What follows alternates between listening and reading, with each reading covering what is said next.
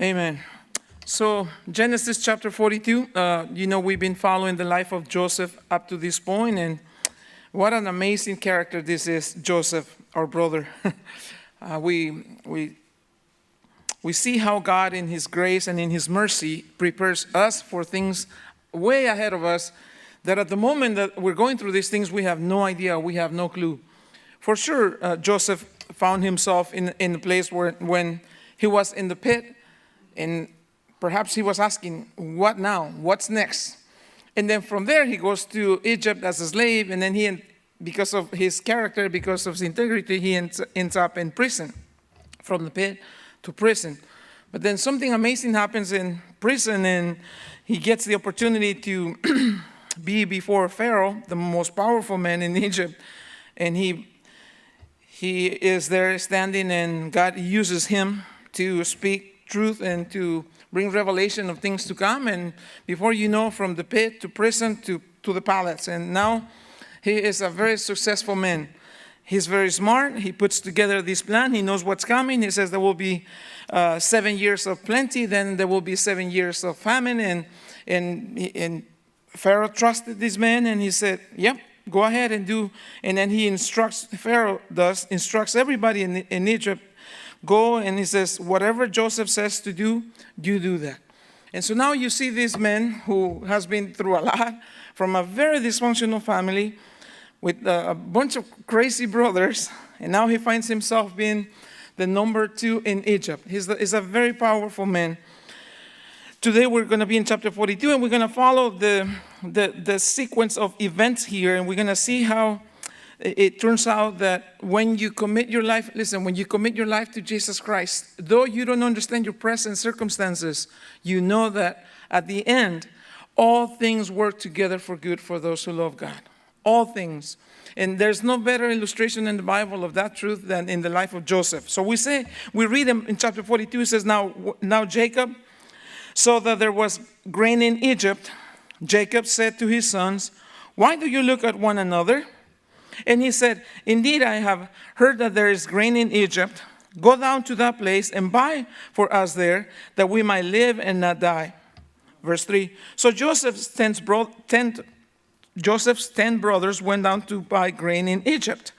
But Jacob did not send Joseph's brother Benjamin with his brothers, for he said, lest some calamity befall him. And the sons of Israel went to buy grain again, among those who journeyed, for the famine was in the land of Canaan. Now, up to here, here's the situation. They are at home. There's a famine not just in Egypt, but I believe the famine is all over the land. And so things are getting difficult. Jacob, at this time, they have a lot of money, but there's no good for money if there's nothing that you can buy with that money. So he somehow, how did he find out that there was grain in Egypt? We don't know, but he knows that. And when the kids are there just looking at one another, he says, go.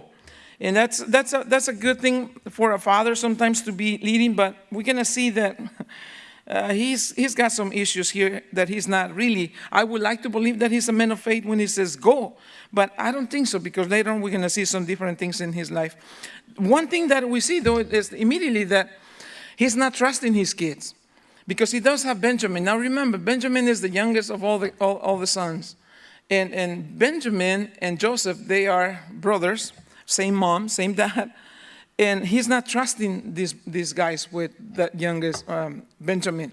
He knows what these guys are, and how Joseph, because he was with them, ended up disappearing. And so he says, don't take Benjamin. Now verse 6 says, now Joseph was governor over the land, and it was he who sold to all the people of the land. And Joseph's brother came and bowed down before him with their faces to the earth. You remember that dream? But it's not a complete fulfillment of the dream, but something is going in that direction. But it gets really interesting. These chapters are, the narrative in these chapters is just so amazing, and you just don't want to stop reading. I thought about maybe going all the way to chapter 45, but I don't think so tonight.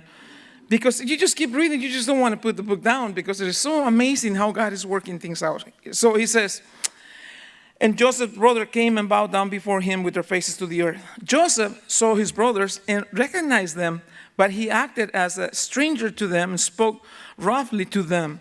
Then he said to them, "Where do you come from?" And they said, "From the land of Canaan to buy food." So Joseph recognized his brothers, but they did not recognize him.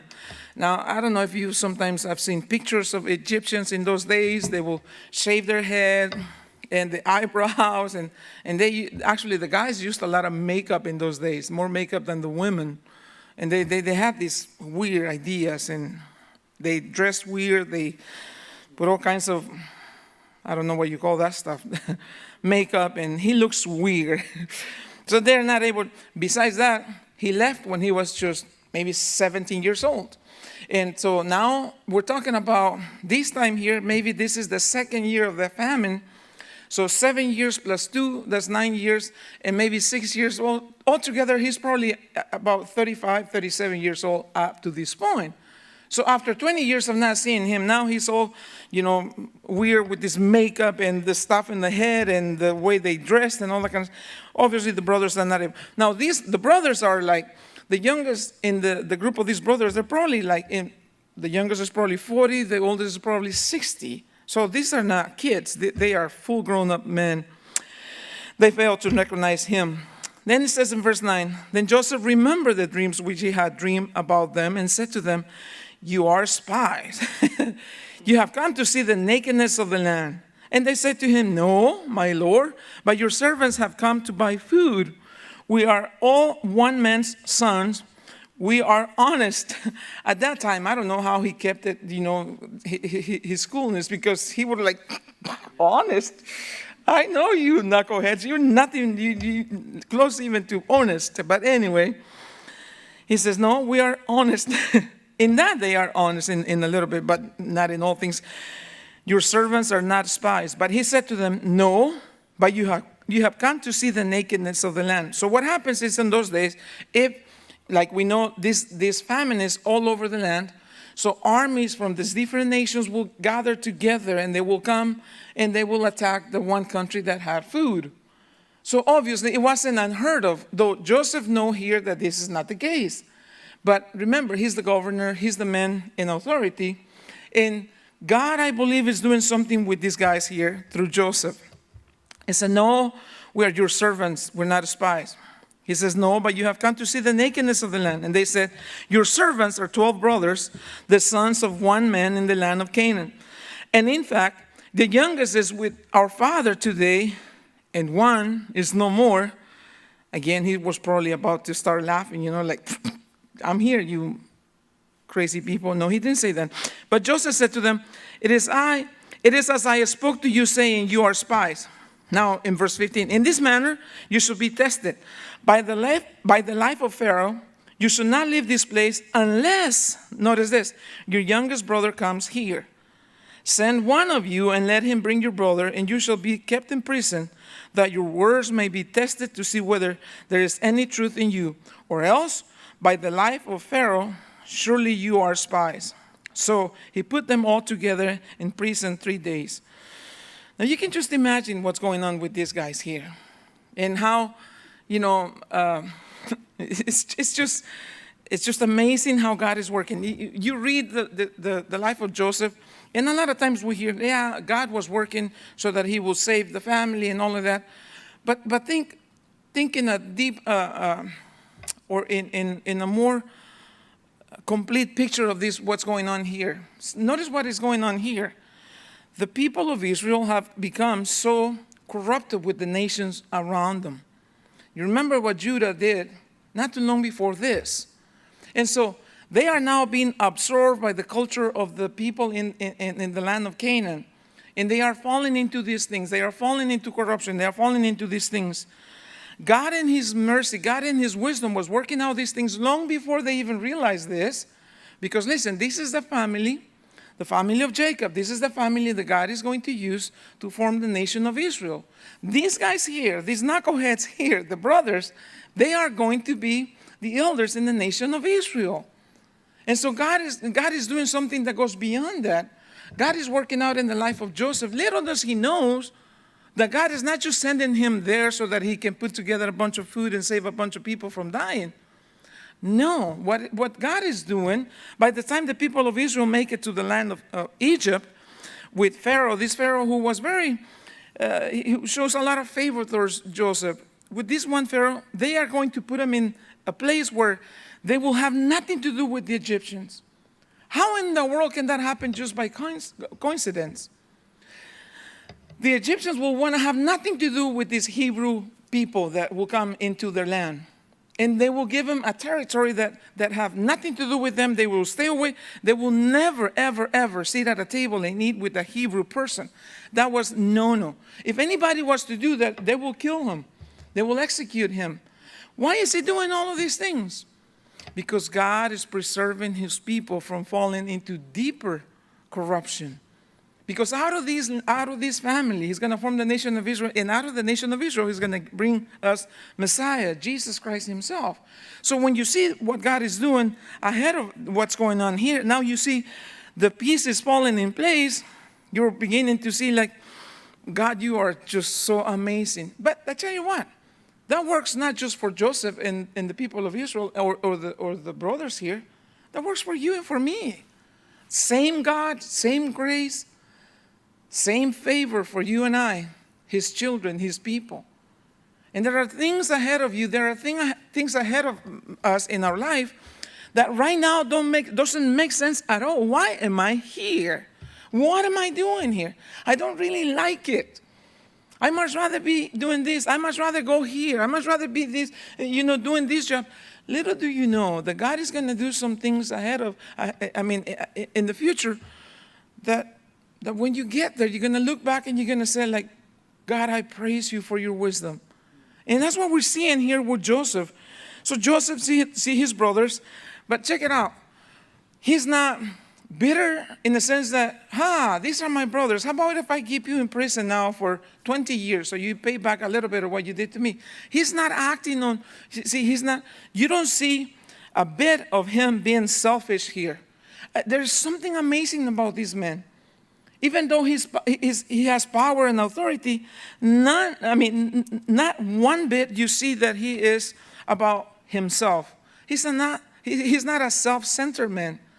Obviously, because he's able to see the bigger picture here, and it is beautiful to see how God is working out in his life. Verse 18, then Joseph said to them the third day, do this and live. And notice this, for I fear God. When he says God here, they were immediately to say, wait a minute, an Egyptian talking about God? Now you're going to see how many times he mentions God, and God is mentioned in these verses in the next few chapters. They are talking about God Elohim, the plural God. And so for them to hear Joseph talk about God Elohim, that was a clue. They were supposed to ask, wait a minute, how do you know our God? And is it to their rebuke that here's a man who, according to their understanding at this moment, he's an Egyptian, and he's talking about their God, and they are there before these powerful men, and they not even once mention God themselves? You see how God is working out these things here? So Joseph said to them, do this and live, for I fear God. If you are honest men, let one of your brothers be confined to your prison house, but you go and carry grain for the famine of your houses. And bring your youngest brother to me, so your words will be verified, and you shall not die. And they did so. Then they said to one another, check it out, this is very funny here in a sense. They said to one another, we're truly guilty concerning our brother. For we saw the anguish of his soul when he pleaded with us, and we will not hear. Therefore, this distress has come upon us. The funny thing, though, that Joseph understands everything they're saying. Check this out. And Reuben answered them saying, Did I not speak to you, saying, do not sin against the boy, and you will not listen? Therefore, behold, his blood is now required of us. But they did not know that Joseph understood them, for he spoke to them through an interpreter. So this is just amazing. So Joseph understands everything they are saying, but he's communicating to them through an interpreter. And so here's Joseph with the interpreter. I don't know how the Egyptians sound in those days. And then they're like, what did he say? And how did this interpreter learn Hebrew? And we're going to see later on that this man, the interpreter, not only learned Hebrew, but he also learned about the God of Joseph. So this is very funny. And they're arguing, and they're, see, I told you, don't do nothing against the boy. Now his blood is... And Joseph is just, all of you are guilty, you clowns. I know you. Amazing how God works things in our lives when we allow him the opportunity. And he turned himself away from them and wept. Verse 24. Then he returned to them again and talked with them. And he took Simeon from them and bound him before their eyes. Why not Reuben? Why Simeon? Oh, because Reuben just said here, I told you, don't do this to the boy. And he said, verse 25, then Joseph gave a command to fill their sacks with grain, to restore every man's money to his sack, and to give them provisions for the journey. Thus that he did for them.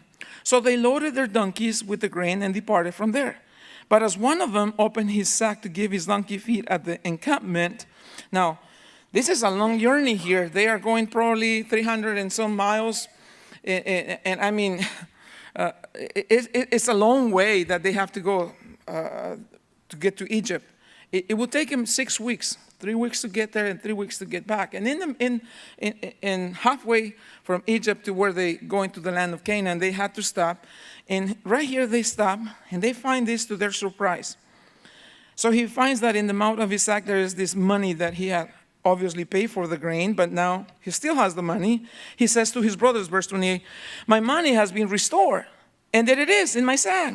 Then their hearts failed them, and they were afraid, saying to one another, what is this that God has done to us? See, the first time they use the name God is to blame God for something that is happening to them. What is God doing to us? He tells you that relationship, the kind of relationship they had with God.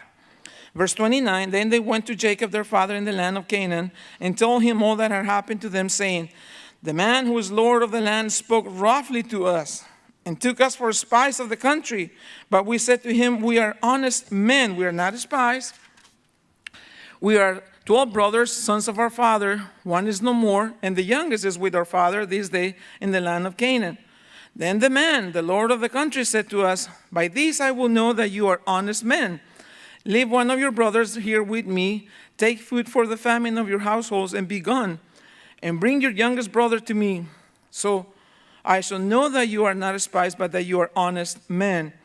I will grant your brother to you, and you may trade in the land. Then it happened as they emptied their sacks that surprisingly each man's bundle of money was in his sack. And when they and their father saw the bundles of money, they were afraid. And Jacob, their father, said to them, I can't just help it, you know. It's not funny because it's funny. It's amazing the sense of humor that God uses with us, and sometimes we don't even notice. Jacob, their father, said to them, you have bereaved me, for Joseph is no more, Simeon is no more, and you want to take Benjamin? All these things are against me.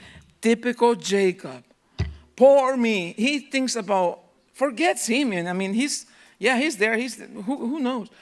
But he says, all of this is against me. Poor me. What have I done? Oh, I've never done anything. I mean, it's just comical how he's behaving here. Then Reuben spoke to his father, saying, please forgive me.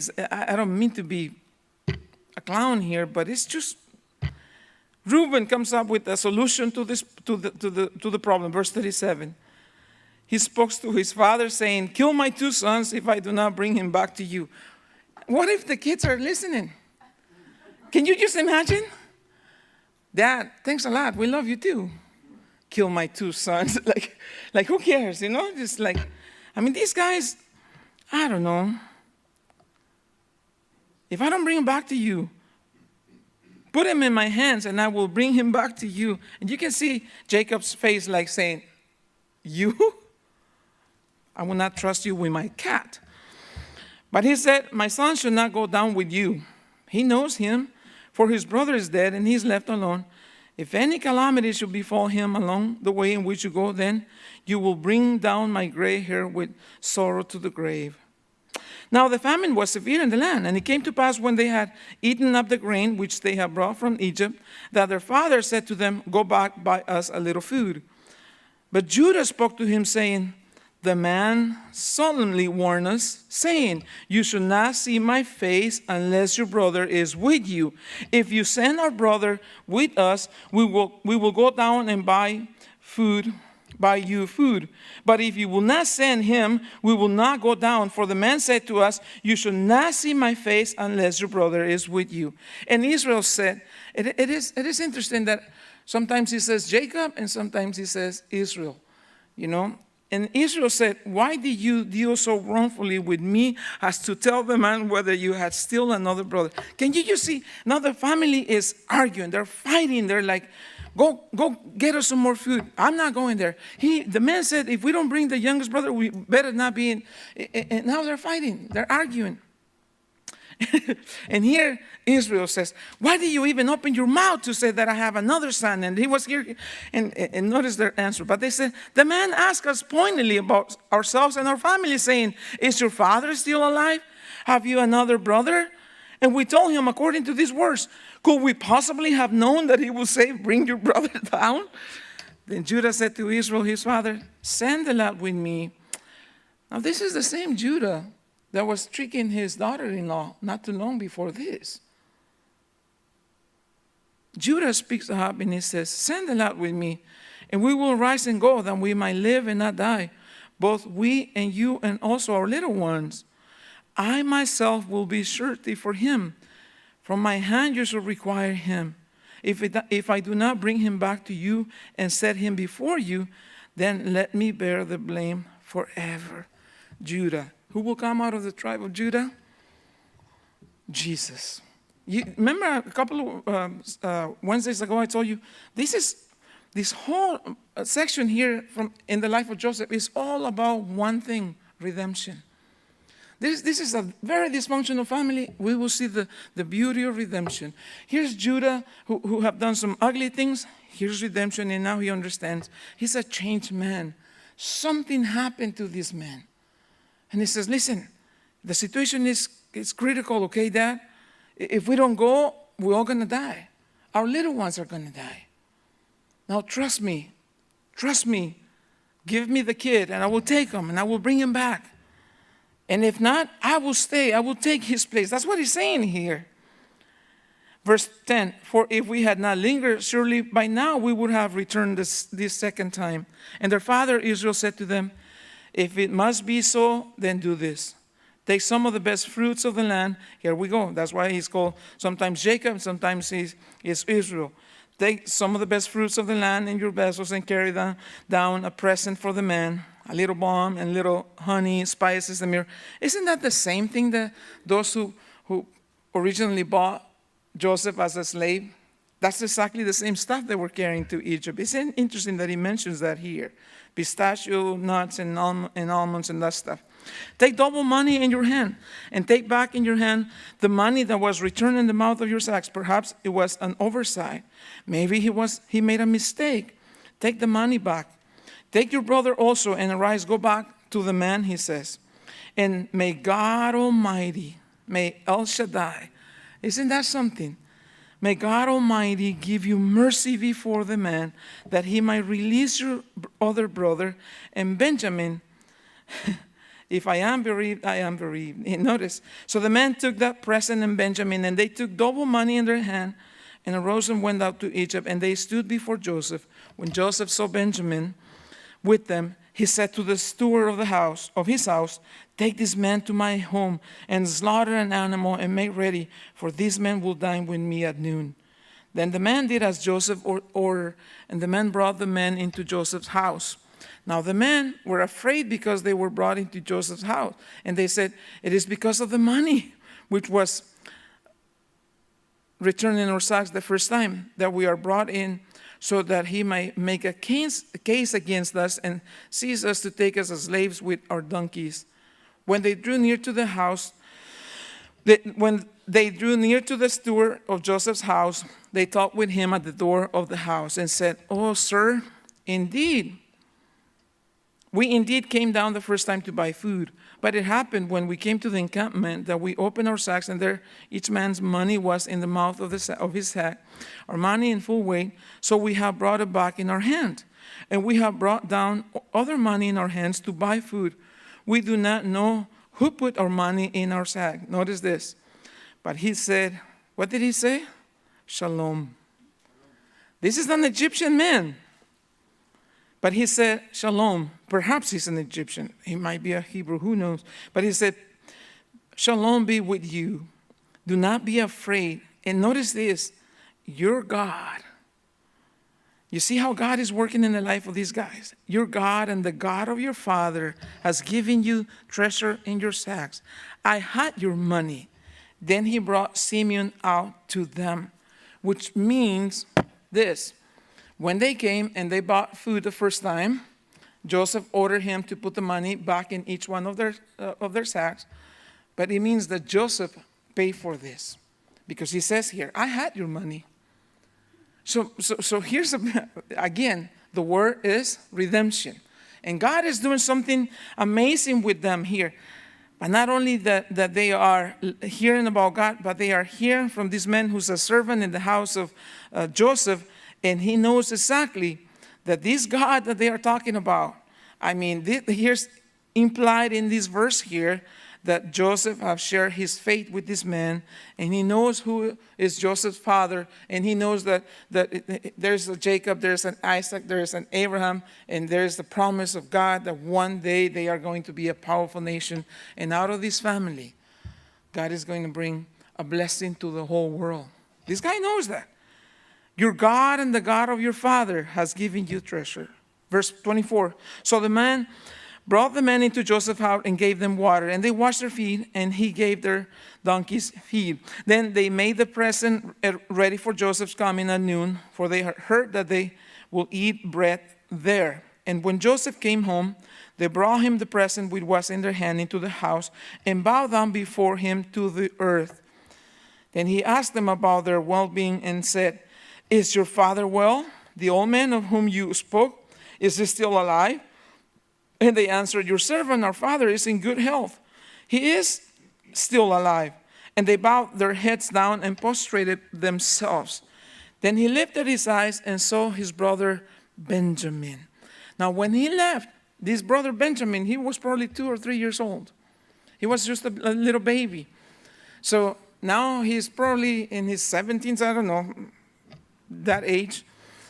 And when he sees Benjamin, his mother's son, and said, it says here, Is this your younger brother of whom you spoke to me?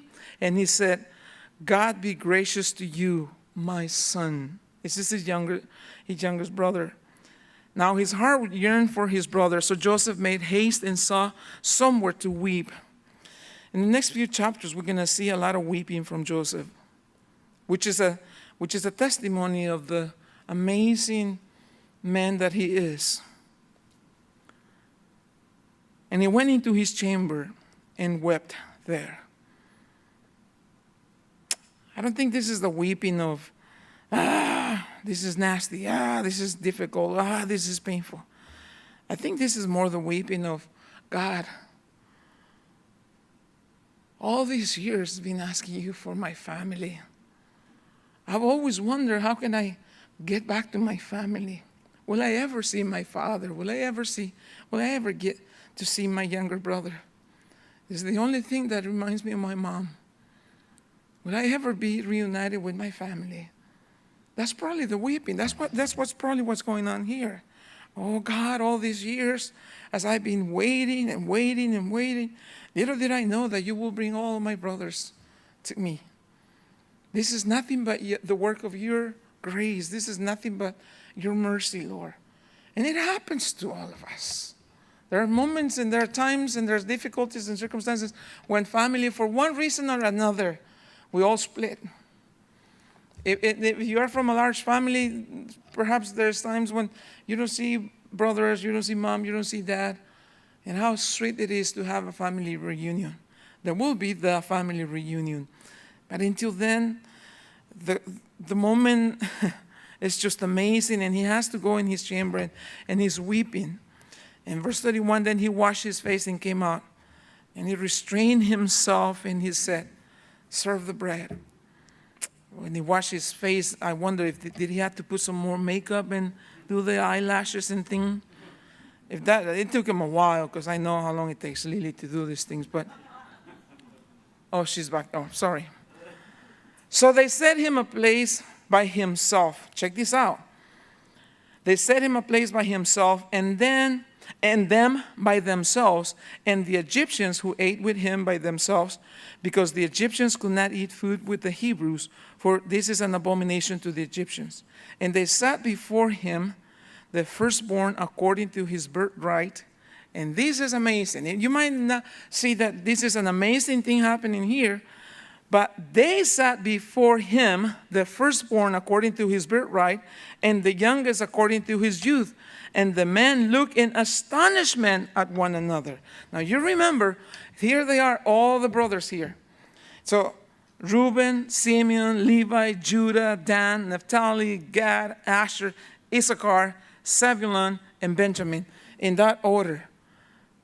And when they are saying, you go here, you here, you here, here, here, here. When they realize that he is sitting them in that order, they're like, Joseph, he's at a table by himself. No one can sit with him. He's the jefe. The Egyptians, they're in another table. And these guys are in this table by themselves, but in that order. And it says they look in astonishment at one another. Then he took servants. Check this out. He took servants to them. Now, servants here is not a plate. He was not cheap. Servants is a tray like this big. And you have food for like 5 people in that tray. So he takes these servants to each one of these guys. And notice this. He took servants to them from before him. But Benjamin's servant was 5 times as much as any of theirs. So as they are serving them, Reuben, this is your tray, this is your tray. And when it comes to Benjamin, 1 for Benjamin, and they're all looking like, oh, this is going to be awesome. 2 for Benjamin, 3 for Benjamin, 4 for Benjamin, 5. In those days, you will give a double portion to someone who was important. If that person was really important, you will give him a triple portion. If it was like a head of state or somebody, you will give him four portions of that. If it's 5 portions, means like not only a BIP, but this is the BIP of all the BIPs. And so Joseph is saying to his brothers, what are you going to do now? How are you going to treat him? Let me see if there's really a change in you. You understand what's going on here. And so when you come to these things, first and foremost, what jumps right out the text is this: Joseph's ability to forgive. What distinguishes boys from men is the men are mature and they have learned to forgive. Boys, they have difficulty forgiving. They have difficulty understanding. For sure they have difficulty forgiving. But now Joseph is a man, and he has grown to be a full, mature man who knows that God is doing something in this whole thing, and he is just there to see the blessings. And now he's testing his brothers. First, he speaks to them rough. He's like, you're spies. And he wants to see if they are willing to submit to authority, if they are willing to understand that they are not always in charge. Now, remember, these guys, they are bad news. Remember, they kill pretty much every man in this one community, in this one little town, because one abused their sister. And they wiped out the whole community of men. These are bad news. And so he's testing them. He says, you guys are suspicious. He says, you've done all these things, all these ugly things. And not only that, He's not revealing himself. He is, and it says here, he's doing everything that is possible. He's restraining himself. He says here, he restrained himself of not revealing himself, which leads me to believe that he is following and listening and obeying God's instructions for this moment. God is not done with these guys. It's not about him and his brothers. It's God who is doing something, and he is very careful, very cautious not to jump ahead and come and do some things that are not according to God's plan, which is difficult for us. And then the weeping that comes from this man is definitely, when you consider the goodness of God in the midst of all these difficulties, and how God is so good to us and his kindness and in all of that. And then you also see, straight out of the text in these chapters here, the attitude of Jacob. You know, it's been said that with time people change, not all of them, and not all the time. Some people never change. In this case, we don't see much change in Jacob here, because he's still all about me, what I want, how I feel, what hurts me. But you also see Joseph, that he didn't really get to spend much time with his dad. And with all the circumstances and all of that, he's not bitter. He's not resentful. He's not taking vengeance upon himself. He's not a violent man. He's a man under control, which talks about the spirit and, self-control and all of that. So amazing things that you see from him. You also see the flesh. Reuben, kill my 2 kids if I don't bring. It's like, it's just the flesh. He's just reacting out of his flesh. But then you have to ask, why all these bad things happen? Why is all of these things and why are these things in the Bible? Not only to save the world from famine, but this is what it is. To bring Israel to Egypt, to be nurtured for 400 years, because God is going to use them tremendously, which is another indication. When God is going to use you, be careful. You understand this. If God is going to use you, God is going to have to prepare you. And like I said last week, 2 classrooms. God is going to have to put you through the classrooms of patience, and he's going to have to put you through the classrooms of brokenness. God is going to have to do this thing. It will take him 400 years to teach the nation of Israel to be about the plan of God and then how God will act in their behalf. And also to preserve the lineage of Messiah, to keep him from corruption, which is a beautiful way to say, God has a purpose for your life, even when you don't see it. There are times when things are going to be definitely difficult for you. We know that. There are times when things are going to hurt. There are times when things are going to drive you to tears. And it will seem like everything is against you and everybody is against you. I have to remind you, in those most difficult moments of your life, whether it's a separation from a loved one, whether it's whatever in the level of relationships that happens, always remember, trust in God, because God is always with you and for you, even if it doesn't make sense. Here's Joseph. Whether it's in the pit, whether he was in prison, whether he's now in the palace, here's a man who is able to handle not only circumstances, difficulty, and adversity, but he's also able to handle success. You know that he's not full of pride. You can see in his reaction here. He's not a man taking advantage of his power. He's not said, these guys did to me, take them and execute all of them. After all, I've never seen them anyway. My dad doesn't know that I'm alive. Wipe them out. Easy. No. He's a man under control because he has a relationship with the living God. Do not allow fear to dictate your actions. He's not acting in any way out of fear. He's not acting saying like, these guys are going to go back and they're going to tell my dad. And he's not acting out of fear. He's not acting out of fear to Pharaoh. He's not acting out of fear to his friends or to his brothers or to his dad. He's acting in accordance to his relationship with God himself. Do not allow fear to control you. Don't be negative and pessimistic about your situations. Always, always pray that God will give you a biblical attitude no matter what. No matter what. I talked to my uncle who has cancer. And he said, well, you know what? I went to see the doctor, and when he gave me the news, he told me that it was going to be difficult. But there I was, sharing Jesus with the doctor. Keep a biblical attitude about circumstances and difficulties. Do not listen to your flesh to make you be self-centered. It's not about you. Nothing is about you. It's all about God. Poor me. What about me? What about my feelings? What about my emotions? What about this? And don't ever blame others for your problems. Your problems can very well be something that God is teaching you. But because you don't see, because it's all about you, because it's all about me, I see them as problems when God sees them as opportunities to teach me something. After all, God said that He loves you and that He will never leave you. Why will He hurt you for no reason?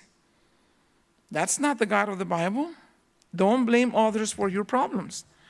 And when you're wrong, just admit it. Ask for forgiveness and move on. When you're wrong, rather than running away from God, run to God. He loves you and is willing to forgive you. And whatever you do, don't ever leave God out of the events of your life. Never. The first thing you do always, no matter what circumstance, God, I want to know that you're here, that you're right here with me. I want to know that you are in full control and you're fully aware of my situation right now.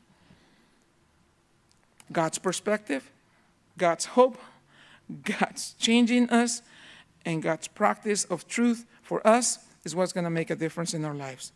Do not exclude God from the events of your life. And listen, you must always abandon self-reliance. Do not trust in yourself. Lean not on your own understanding. In all of your ways, acknowledge Him.